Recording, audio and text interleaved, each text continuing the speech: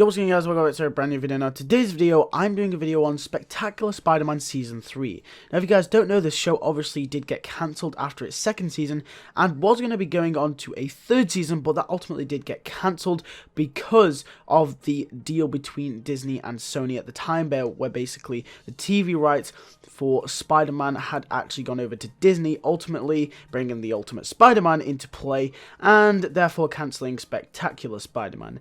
So, with that being said, let's just see what the third season could have been, and this is my total opinion, taking some ideas from obviously the storylines that were confirmed to be in this season and adapting on them myself and bringing in new characters and storylines that I would have liked to have seen. So with that being said, let's get straight into season 3. So episode 1 I have dubbed the new big man of crime. Basically in this episode, Wilson Fisk is introduced, and obviously the Kingpin being the new big man of crime. The reason he has stepped back in the past 2 seasons and hasn't showed his face is because he was letting all the other big men of crime, aka Dr. Octopus, Tombstone, Hammerhead, Silvermane, and so on, fight it all out to be the crime lord of New York.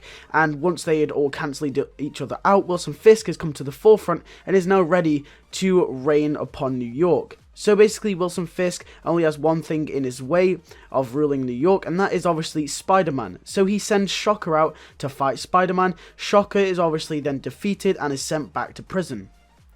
Now, on the Oscorp side of things, obviously, Norman Osborn was revealed to be the Green Goblin all along for the first 2 seasons at the end of Season 2.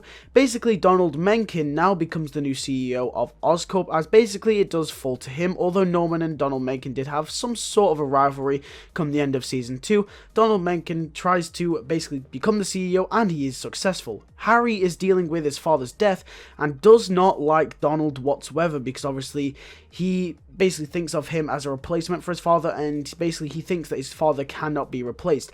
Harry is on this constant downfall throughout the season, and we'll see that come later in the finale. Michael Morbius is also introduced, which does introduce a possible vampire storyline. Episode 2 is the second episode in the Wilson Fisk arc, and basically Matt Gargan is now brought in by Fisk to destroy Spider-Man. If you guys don't remember, Matt Gargan did make an appearance in the final episode of Season 2 of Spectacular Spider-Man, when Norman Osborn did say the check will be in the mail to Matt Gargan on the phone. I imagine Matt Gargan in the Spectacular Spider-Man series to be someone who is basically not very wealthy. He needs money. So basically he goes to Wilson Fisk, who is hiring people to be test subjects on a new experiment. Mac then obviously does become the Scorpion. So Wilson Fisk sends Matt Gargan out, aka the Scorpion, to destroy Spider-Man. Once again, he needs Spider-Man out of the picture.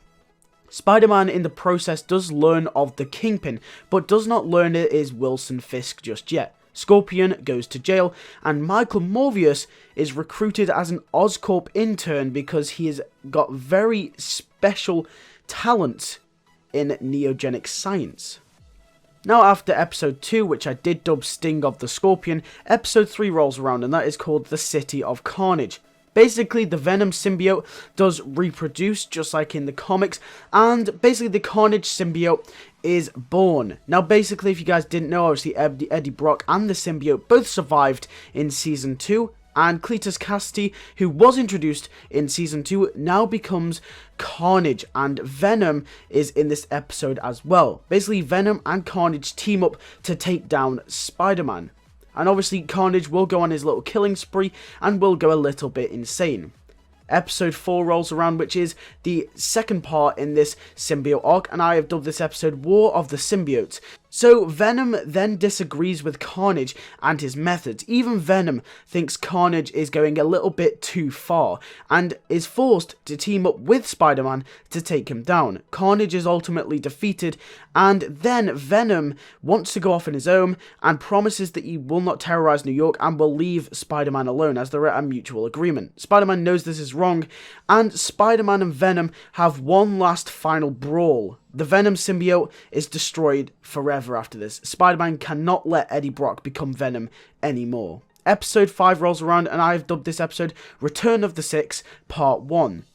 So basically, in this episode, the Kingpin has come back to the forefront of the series and puts together the Sinister Six. The Kingpin has a rivalry with Dr. Octopus, who is the leader The Sinister Six battle Spider-Man in this episode, but ultimately get away when Spider-Man does defeat them.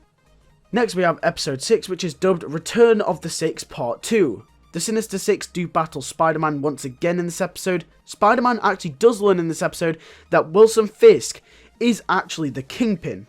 After learning this information, Spider-Man obviously does expose Wilson Fisk, and Fisk is ultimately arrested. Next we go on to episode 7, which is titled Vengeance. Because Fisk is in jail, Tombstone actually does return. And we do know Tombstone was actually the big man of crime way back in Season 1 and 2.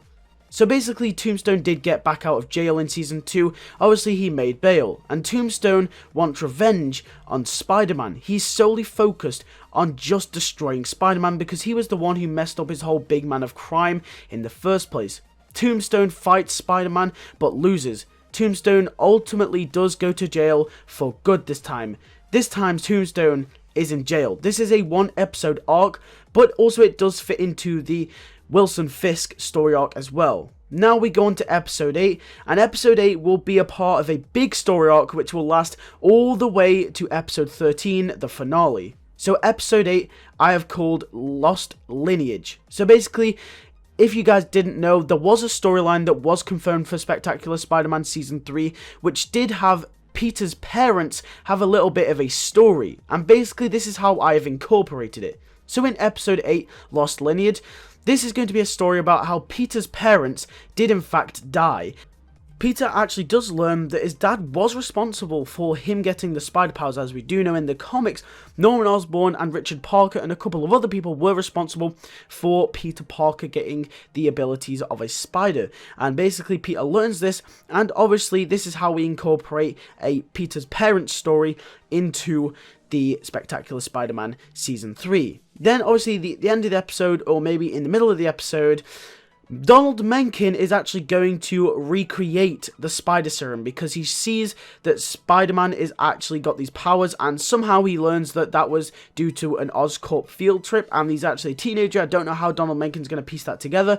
Maybe a bit of a plot hole there, but still they could try and piece it up. But Peter does actually learn that Oscorp are actually trying to recreate it at this point, as Donald Mencken is in charge. Now, a reason Donald Mencken would try to recreate the serum that give Spider-Man his powers is maybe because he's running out of projects. There's no other, real scientists there to really help him. Obviously, Dr. Octavius isn't a scientist there anymore, neither is Adrian Toomes, and Norman Osborn isn't there to overlook the company, so Donald Mencken is going to have to try and do something with it, and he will reopen the Spider project. So going into episode 9, which I have dubbed The Living Vampire, Michael Morbius obviously was introduced in episode 1, and now has gone on to be one of the leading scientists on the recreation of the Spider Serum. Michael Morbius perfects the serum, or at least he thinks he has, but then turns himself into a living vampire. Morbius then obviously fights Spider-Man as he needs blood and goes around and starts killing people. Morbius obviously does then go to jail, and Spider-Man starts to have suspicions on Donald Mencken, obviously because he's the CEO of Oscorp. Why would they try to recreate the Spider Serum that obviously his father did create? It's a bit of a weird situation. Episode 10 rolls around, and I've dubbed this episode A Goblin's Descent. So basically, in this episode, Donald Mencken blames Spider-Man for the downfall of Oscorp. So ultimately, Donald Mencken becomes the Hobgoblin to fight Spider-Man. Spider-Man beats Hobgoblin, and Donald Mencken is sent to prison, obviously being revealed as the Hobgoblin. And also, I must say that it was actually confirmed that the Hobgoblin would be in Season 3 or 4 of Spectacular Spider-Man. And also, once again, like Season 2, Harry goes missing again. Obviously, he's on a constant downfall through the season. Episode 11 rolls around, and I've dubbed this Prowler Into the Night. So basically this is going to be a one-off standalone episode. It's going to be like in between the stories, as like a lot of the characters from episode 10 gather again and together and just, set up the last 2 episodes. This episode's going to be practically about just developing characters, developing storylines further, and also Hobie Brown will become the Prowler, and we can tell the Prowler story. I'm sure most of you guys know what the Prowler story is, and obviously because this show did go on before Miles Morales actually did become Spider-Man, we can't really have the Aaron Davis as the uncle of Miles Morales. It'd be really, really cool, and I was actually thinking of making Aaron Davis the Prowler in this episode so we could introduce Miles Morales so he could become Spider-Man in maybe Season 4. But, you know, it's just a little bit too early maybe, or, you know, obviously they didn't have access to Miles Morales at the time.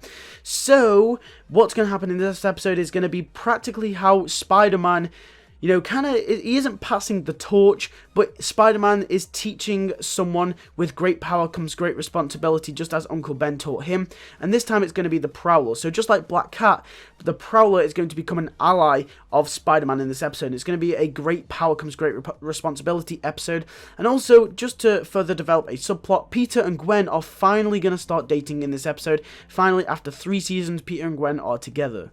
Then we get to episode 12, which I have dubbed Back to Green. So basically this is going to be the final 2 episode arc, also just tie into episodes 8, 9 and 10. And basically this episode arc will be about, basically the Green Goblin is once again back. Just like Season 2, the Green Goblin does in fact return. Spider-Man fights the Goblin, and also Harry, who is the Green Goblin this time, who's actually the real Green Goblin, because obviously Norman Osborn was the Green Goblin in the first 2 seasons, and Harry was rumoured to be the Goblin, and obviously was framed for being the Goblin in the first season, but in this season, Harry's actually finally going to become the Green Goblin, and because he's on a constant downfall, obviously he blames Spider-Man for his father's death. He's obviously blamed Donald Mencken for a couple of things. He doesn't like Donald Mencken, and obviously he ultimately wants to destroy Oscorp, and he wants to destroy Spider-Man, and also Gwen has at this point broke up with him because she's going to be dating Peter, and this just pushes him over the edge. Harry does actually find out that Peter is Spider-Man, also strengthening his hatred towards Spider-Man and him now hating Peter Parker. And this obviously does make him hate him a lot more because obviously Gwen broke up for Harry for Peter. So Harry absolutely hates Peter at this point, as obviously he's the one who killed his father, stole his girlfriend, the lot. So Harry is completely pushed over the edge. Episode 13 rolls around. This will be the finale for Season 3. I've dubbed this episode Friendships. The main reason because it's basically an episode solely focusing on Peter Parker, aka Spider-Man, versus Harry Osborn, aka the new Goblin or the Green Goblin, whichever one you want to call him. So obviously, Peter in this episode finds out that Harry is actually the Goblin this time, who's the actual Goblin. It's not Norman Osborn. He finds out that it's actually Harry Osborn. Obviously, he was guessing, just like in Season 2. He knew it couldn't be Norman Osborn because he was dead, and he knew it couldn't be Donald Mencken because Donald Mencken was the Hobgoblin and is now in jail. But it's actually Harry this time. So it's Harry versus Peter. And Peter and Harry fight to the death. Fight to the bitter end. Harry Osborn ultimately dies in this episode. So just like his father in the Season 2 finale, Season 3 finale, Harry Osborn dies as the Green Goblin once again. So it's basically the Goblin curse, I'd say. And he dies in the hands of Peter Parker. And Peter has no choice but to kill him, because if he doesn't, the Goblin will go on to do more terrible things. Peter tells Gwen at the end of the episode that he is ultimately Spider-Man. And that's how we end the season. Peter telling Gwen that he is Spider-Man. And that would lead us into Season 4 perfectly, because we now have Peter and Gwen set up. We also have the Goblin is now finally dead. We also have Norman Osborn, who did not actually die in, you know, the last episode of Season 2. He will return in Season 4 for a very big storyline that a lot of you guys are probably guessing from the comics, that does involve Gwen Stacy and Norman Osborn and Peter Parker. And you guys already know what I'm probably going to say. But if you guys want me to do a Season 4 and where I'm actually going with Season 4, or if you want to see it, then make sure to comment down below and also like this video. If you did enjoy, be sure to hit the like button, obviously once again, and subscribe. Hit the bell notification button next to the subscribe button if you do want Season 4 and you do not want to miss it. So with that being said, once again, thank you guys for watching. I'll see you guys in the next one. Peace.